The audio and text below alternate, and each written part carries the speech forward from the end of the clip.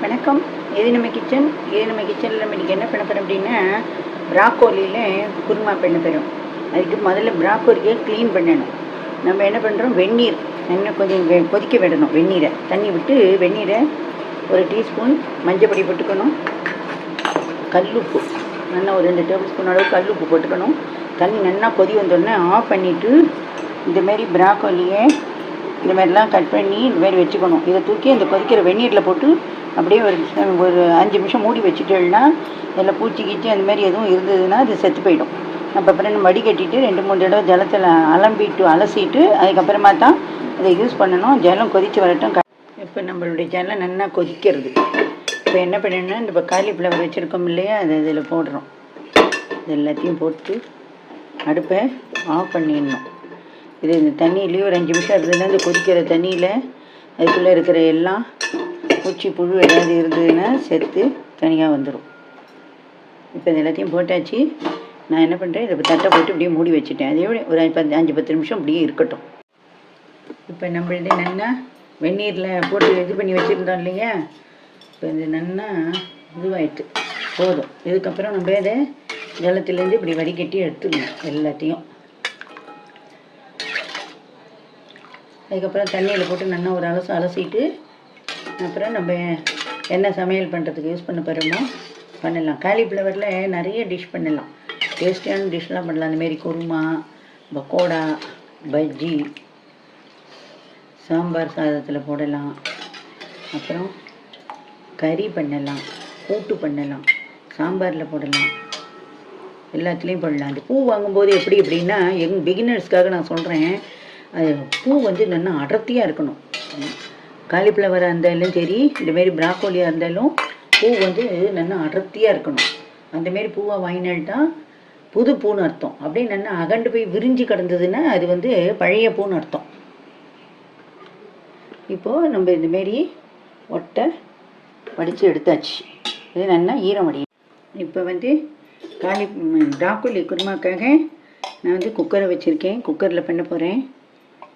நல்லா இப்போ இதெல்லாம் வதங்கிறதுக்காகத்தான் எண்ணெய் தேவைப்படும். இல்லைன்னா அதுக்கு எண்ணெயே தேவை கிடையாது. எண்ணெய் இல்லாமையும் பண்ணிடலாம். அது இன்னொரு நாள் பண்ணி காட்டுறேன் அப்படின்ட்டு இப்போ நான் எண்ணெய் விட்டுருக்கேன். இப்போ இதில் 2 கிராம்பு, பற்றியில் 2 கிராம்பு, ஒரு பட்டை, 1 டேபிள் ஸ்பூன் சோம்பு, 1 டீஸ்பூன் ஜீரகம், 2 போட்டுருக்கோம். இது நல்லா பொரியட்டும். இப்போ நம்ம போட்டதெல்லாம் பொரியிறது. இப்போ அடுத்து என்ன பண்ணணும்னு காட்டுறேன். நல்லா இதை பாருங்க, 2 பெரிய வெங்காயம், நல்லா பெரிய வெங்காயம் நறுக்கி வச்சுருக்கேன். இதை ரொம்ப இது பண்ண வதங்கக்கூடாது. கண்ணாடி பதத்துக்கு வதக்கிண்டா போதும். நான் இதில் பூண்டு போடாமல் பண்ணுறேன். No garlic. அப்புறம் ஒரு தக்காளி,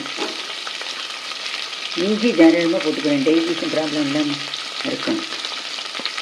இதெல்லாம் போட்டு நல்லா வதக்கணும். கண்ணாடி பரம் வர இருக்கும், நல்லா வதங்கணும்.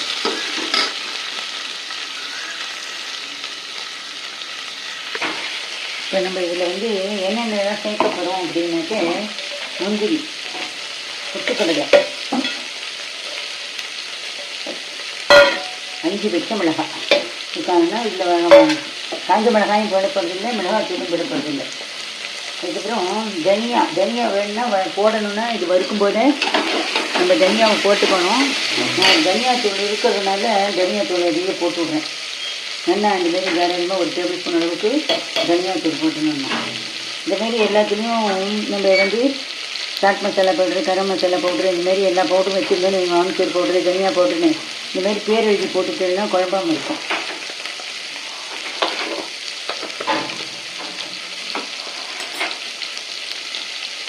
இப்போ இதெல்லாம் நல்லா வதங்கணும். வதங்கினதுக்கப்புறம் ஆறின உடனே இந்த ஜாரில் கொட்டி இதெல்லாம் அரைக்கணும். இதில் தக்காளி நிறைய சேர்க்க வேண்டாம், வெங்காயத்தை நிறைய சேருவோம். அதுதான் நான் பெருசாக 2 வெங்காயமும் தக்காளி வச்சுருக்கேன். உங்களுக்கு சின்ன வெங்காயம் உங்களால் உரிக்க முடியும் அப்படின்னா சேர்த்துட்டா இன்னும் கிரேவி சூப்பராக இருக்கும். இதில் ப்ராக்கோலியில் நம்ம வந்து ப்ராக்கோலியில் க்ரீன் குருமா பண்ண போகிறோம். க்ரீன் கலரில் நல்லா இருக்கும். இப்போ வந்து இதுலேயே நீங்கள் என்ன பண்ணுறீங்க அப்படின்னா பச்சை பட்டாணி சேர்க்கலாம், உருளைக்கிழங்கு, கேரட்டு, காலிஃப்ளவர், அதுக்கப்புறம் வந்து நூல்கோல், இந்தமாரி எந்த வெஜிடபிள்ஸ் வேணாலும் சேர்த்து பண்ணலாம். இப்போ இன்றைக்கி ஒன்லி ப்ராக்கோலி மட்டும்தான் நான் இன்றைக்கி சேர்க்க போகிறேன். இது வதங்கட்டும். இப்போ என்ன பண்ணுறேன், குருமா டேஸ்ட்டாகவும் இருக்கணும். நம்ம க்ரீன் குருமாங்கிறதுனால இதுக்கு நல்லா கொத்தமல்லியை தண்ணியில் போட்டு ஜலத்தில் போட்டு நல்லா ஊற வச்சு அலம்பிட்டு இந்தமாரி போட்டுட்டேன். ஒரே ஒரு கொத்து கருவேப்பிலை போடுறேன். நீங்கள் உங்களுக்கு கொத்தமல்லி போதுன்னா நிறுத்திக்கலாம். இல்லை உங்களுக்கு புதினா இது பிடிக்கும் அப்படின்னா புதினாவும் போடலாம். இதுவும் அதுவும் பாதி பாதி போடலாம், இல்லை அது மட்டும் கூட போடலாம், இல்லை இது கொத்தமல்லி மட்டுமும் போடலாம். இது இப்போது இதுமாரி நல்லா வதக்கணும். வதங்கினா இந்த பச்சை வாசனை போயிடும். இந்த எண்ணெயிலேயே இதெல்லாம் வதக்கணும்.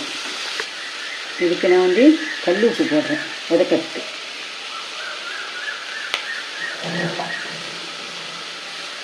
இதோடையும் சேர்ந்து எல்லாம் வதங்கிடும். இந்த குருமாக்கும் சேர்த்து நான் மொத்தமாக இப்போவே போட்டுட்டேன். ஒரு டீஸ்பூன் அளவுக்கு மஞ்சள் பொடி போடுறேன். இதே ஒயிட் குருமா நீங்கள் பண்ணுறீங்க அப்படின்னா அதுக்கு வந்து கொத்தமல்லியோ மஞ்சள் பொடியோ தனி மிளகாத்தூளோ இதெல்லாம் எதுவுமே தேவையில்லை. இது நல்லா இன்னும் கூட கொஞ்சம் வதங்கணும். இது வந்து இந்த கண்ணாடி பதம் வரணும்.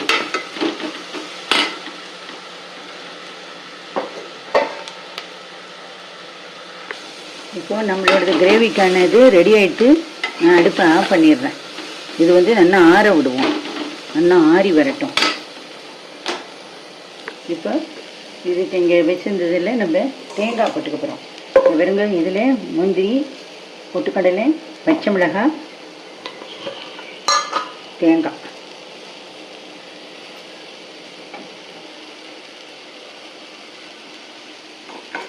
இதெல்லாம் வந்துட்டு ஆறினோடத்துக்கு அப்புறம் அந்த கிரேவிக்கு வதக்கி வச்சுருக்கிறதையும் இதோடு போட்டு நம்ம அரைக்க வேண்டியது.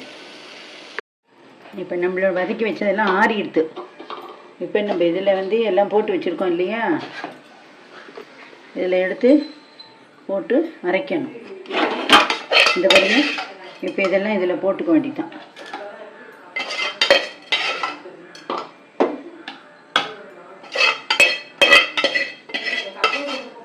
இதெல்லாம் இந்தமாரி இதை போட்டு அரைச்சிட்டு உங்கள்கிட்ட காட்டுறேன். இப்போ நம்ம பேஸ்ட்டு நல்லா நைஸாக விழுமூணை இந்தமாரி அரைச்சாச்சு. இப்போ இதே நம்ம குக்கரில் காலிஃப்ளவரை நம்ம வெந்நீரில் போட்டு எடுத்து வச்சுருந்தோம் இல்லையா, இதை போட்டிருக்கோம். இப்போ என்ன பண்ணுறோம், இந்த விழுதை தூக்கி இதில் கொட்டுறோம்.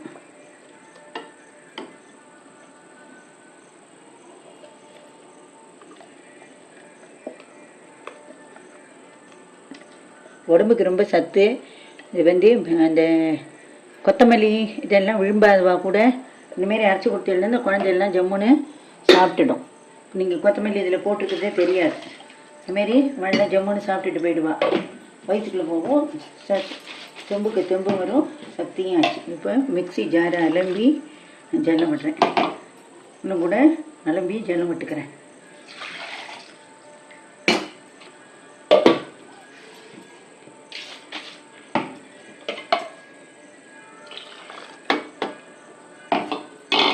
இதுமாரி உப்பெல்லாம் நம்ம போட்டு வதக்கும்போதே உப்பெல்லாம் போட்டு வதக்கியாச்சு.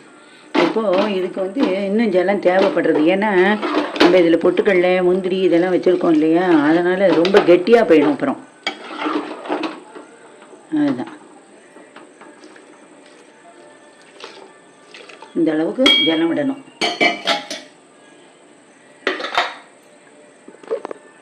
இப்போ இதை மூடி வச்சு 2 விசில் விட்டு இறக்கினா நம்மள்ட ப்ராக்கோலி க்ரீன் குருமா ரெடி ஆகிடும். 2 விசில் வரட்டும், பார்க்கலாம். இப்போ நம்மளுடைய green kurma, broccoli green kurma எப்படி வந்திருக்குன்ட்டு பார்க்கலாம். விசில் அடங்கி எடுத்து 2 விசில் அடங்கி வாசம் அடங்கி எடுத்தாச்சு. அவ்வளோதான். இப்போ இதை லைட்டாக ஒரு கொதி வந்ததுன்னு இறக்கிற வேண்டியதுதான்.